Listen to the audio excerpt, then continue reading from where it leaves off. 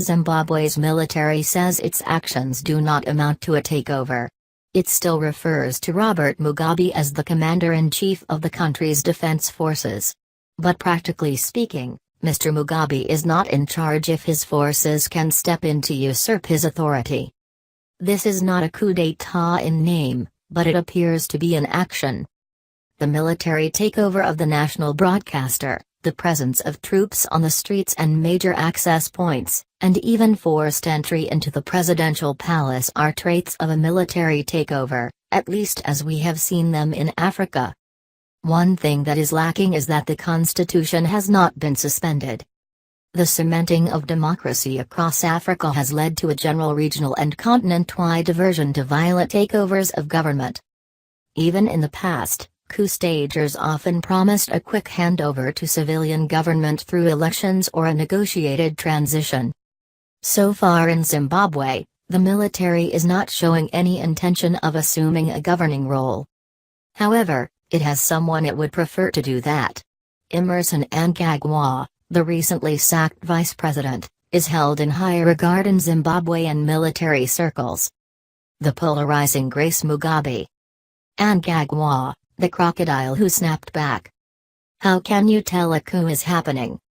He was involved in the struggle for independence, and in 1980 created the Zimbabwe National Army by fusing the Zimbabwe People's Revolutionary Army, ZIPRA, and Zimbabwe African National Liberation Army, ZANLA, with the remnants of the former Rhodesian security forces. He was seen as the natural successor for the top office. President Mugabe sacked Mr. Mnangagwa last week at the prompting of the First Lady Grace Mugabe, who has political aspirations and has publicly opposed the former vice president, but does not have support within a military where the liberation legacy is held in high esteem. The top military officials were part of the liberation struggle, like their comrade and president Mr. Mugabe, so they have supported his government over the years because he has served their interests. They did not act this way in 2014, when Mr. Mugabe sacked his previous vice president Joyce Mujiru, a former independence fighter, in a similar power struggle. This time though, there is a sense the president might have gone too far. Earlier this week, the commander of Zimbabwe's defense forces, General Constantino Chiwenga, warned the ZANU-PF governing party to stop the purge against independence war veterans. Following his dismissal and escape to South Africa, Mr. Mnangagwa promised to return to regain control of the ruling party from the Mugabes.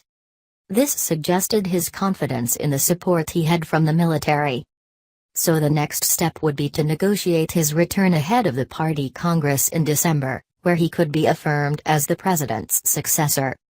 At worst, the military will force Mr. Mugabe to resign, but they will not want to humiliate him further because of the history they share. They will also extend the courtesy to Grace Mugabe, in spite of her recent actions. Painful memories. Prior suggestions that the armed forces were divided have not been revealed so far this week.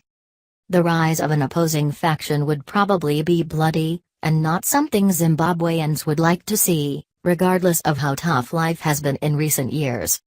The end of the Mugabe era would be a relief to many, but Mr. Mnangagwa is not necessarily popular in all parts of the country. Under his tenure as security minister in the early 1980s, government forces crushed a rebellion in the Midlands and Mpumalanga province, and allegedly killed thousands of civilians. There is still bitter resentment among people from the affected regions.